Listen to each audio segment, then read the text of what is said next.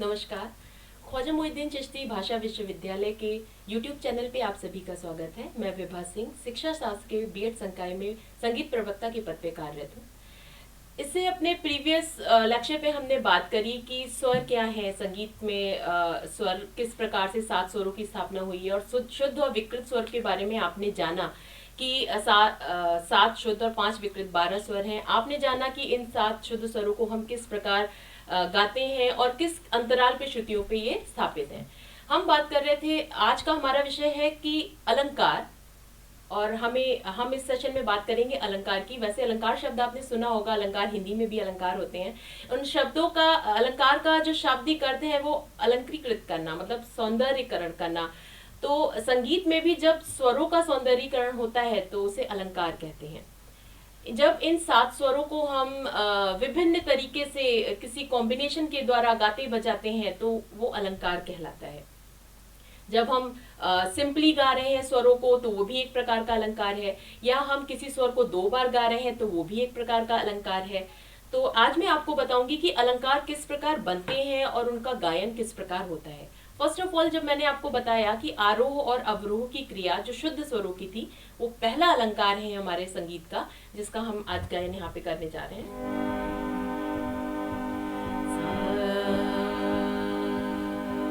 सा रे गा मा पा धा नी सा नी धा पा मा गा रे सा।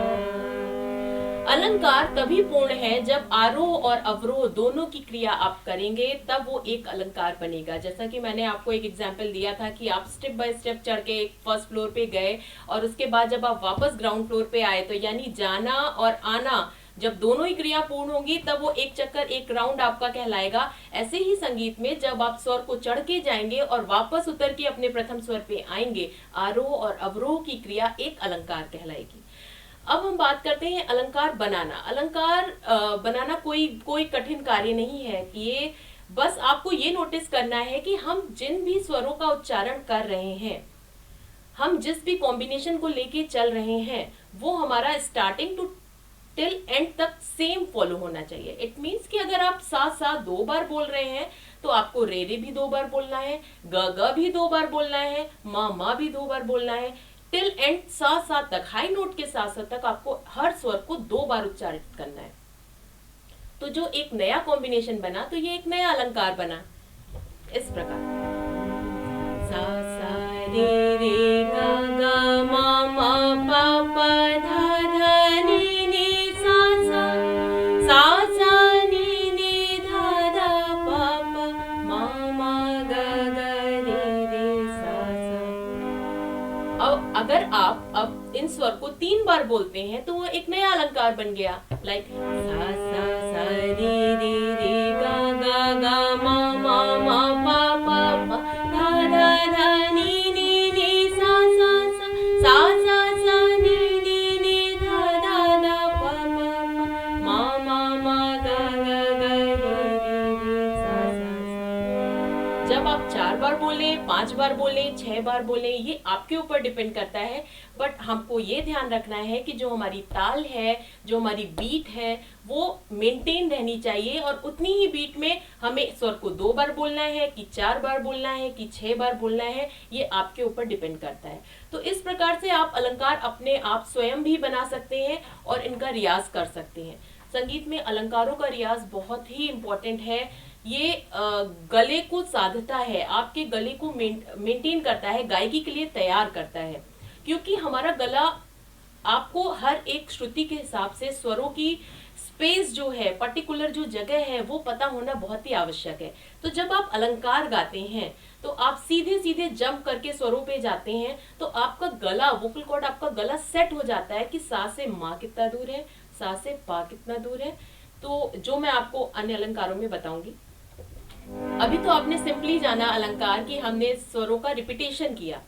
ये जो सिंपली आप अलंकार क्रिएट कर सकते हैं, आप चाहे तो 6 बार बोल सकते हैं एक स्वर को, आप चाहे तो 8 बार बोल सकते हैं, बस लय मेंटेन रहनी चाहिए। अब हम बात करते हैं एक दूसरे प्रकार के अलंकार की, जिसमें आप स्वरों को स्किप करेंगे इन द सेंस ऑफ, आपने जाना 7 स्वर है, 1 2 3 4 5 6 7।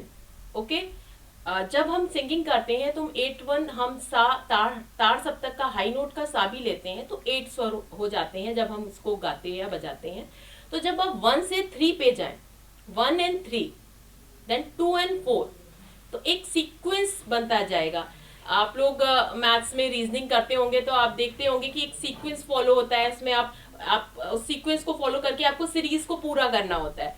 1 3 का है, देन 2 4 का है, देन 3 5 का है। तो उसी तरीके से स्वरों में भी एक सीक्वेंस फॉलो करना है आपको। जैसे कि हम सा से गा पे गए और रे को हमने स्किप कर दिया, अब हम सेकंड स्वर रे को लेंगे और रे से हम गा को स्किप करके मा पे चले जाएंगे, तो सेकंड हमारा बनेगा रे मा। नाउ गा को स्किप करेंगे, मैं गा के बताऊंगी शायद आपको ज्यादा क्लियर हो सके। सा गा रे मा गा पा मा धा मा नी धा सा। तो आपने देखा कि हमने एक एक स्वर को स्किप कर दिया, छोड़ दिया, और उस सीक्वेंस को हमने टिल एंड तक फॉलो किया। और यही ऑर्डर जब हम रिवर्स ऑर्डर में भी फॉलो करेंगे तो हमारा एक नया अलंकार बन जाएगा। सा गा रे मा गा पा मा धा मा नी धा सा, सा धा नी पा धा मा गा मा रे गा सा। तो आपने एक नया अलंकार देखा जिसमें हमने एक स्वर को स्किप किया। अब अगर हम 2 स्वरों को स्किप कर दें तो एक और नया अलंकार बन जाएगा। जैसे कि हम सा के बाद रे और गा को ना गा के सीधे मा पे चले जाएं।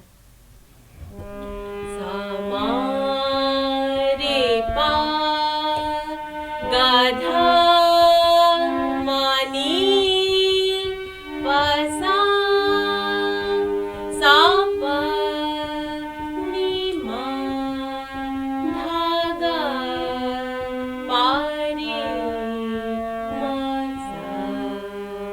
तो आपने देखा कि इस अलंकार में हमने 2 स्वर स्किप करे तो एक नया अलंकार बन गया।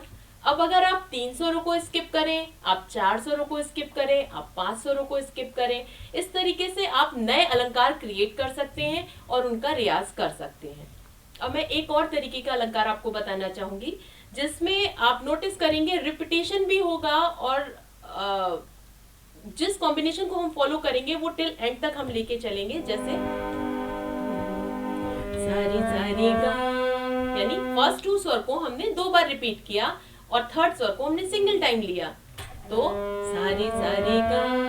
नाउ रे गा मा गा मा पा मा पा धा पा धा नी धा नी सा।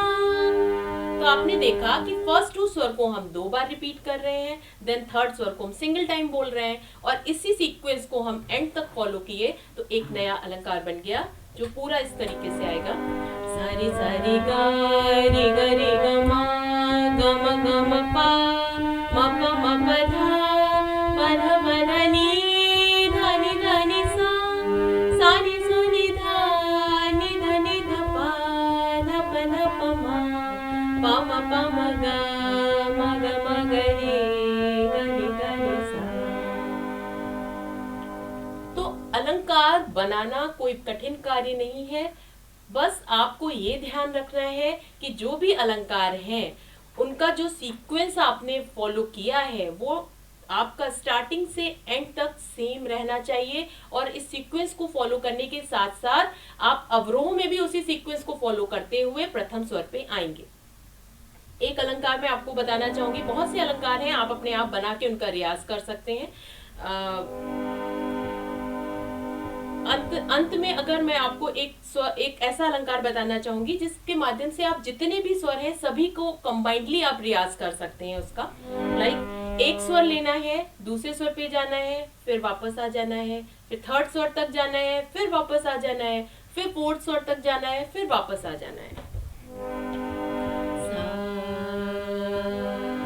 सा रे सा सा रे ग रे सा रे ग म ग रे सा रे ग म प म ग रे सा रे ग म प ध म म ग रे सा रे ग म प ध नि ध म म ग रे सा रे ग म प ध नि सा सा नि ध नि सा नि ध प ध नि सा नि ध प म प ध नि सा नि ध प म ग म प ध नि सा नि ध प म ग रे ग म प ध नि सा नि ध प म ग रे सा। तो आपने देखा कि इस प्रकार के अलंकार का रियाज करने से जो हमारा गला है वो सेट हो जाता है, उन पर्टिकुलर स्पेस को समझ जाता है कि सा से रे कितनी दूर है, सा से ग कितनी दूर है, सा से मा कितनी दूर है। और आप डायरेक्टली जब आप उसको आपको उन स्वरों को बोलना होता है तो वो आपके लिए इजियर हो जाता है कि आप उस गैप को मेंटेन करके सीधे उस स्वर तक पहुंच सके। एक और अलंकार है जिससे आप सीधे उन स्वरों की स्पेस को ध्यान रख सकते हैं, लाइक सा सा रे सा ग सा मा सा पा सा धा सा नी सा। तो आपने जाना सा से रे कितनी दूर, सा से गा कितनी दूर, सा से माँ कितनी दूर, सा से पा कितनी दूर, सा से धा कितनी दूर, सा से नी कितनी दूर। तो ये स्पेस जब आपका गला अच्छे से समझ जाता है तो किसी भी राग को गाने में या किसी भी गीत को गाने में जो गैप हो रहा है, जो स्वरों का उतार चढ़ाव है, उसको आप इजीली समझ सकते हैं। संगीत में अलंकार का रियाज बहुत इंपॉर्टेंट है। हर एक जो भी संगीत सीख रहा है, स्टार्टिंग में हो या एंड में, हम कहते हैं कि अगर आप बहुत सालों तक भी संगीत सीख लेते हैं तब भी आप ये ना सोचें कि आपको संगीत बहुत आ गया है, क्योंकि संगीत को कभी भी पूरा सीखा नहीं जा सकता है। निरंतर सीखने वाली क्रिया है ये, और निरंतर रियाज इसमें बहुत ही आवश्यक है। और इन अलंकारों का रियाज अगर आप प्रातः रोज करेंगे तो आपका गला बहुत सधेगा और गायकी के लिए तैयार हो जाएगा। अगले सेशन में हम आपको सिंगिंग की जो अन्य विधाएं हैं या उनके विषय में भी आपको बताऊंगी, लेकिन अभी आप इन अलंकारों को फोकस करें और इनको कैसे गाया बजाया जाता है, साथ ही साथ इनका रियाज किस प्रकार होता है, जो मैंने आपको भी समझाया, इसको आप गायकी में आप अपनी गायकी को इम्प्रूव करने के लिए इन अलंकार का रियाज प्रारंभ करें। धन्यवाद।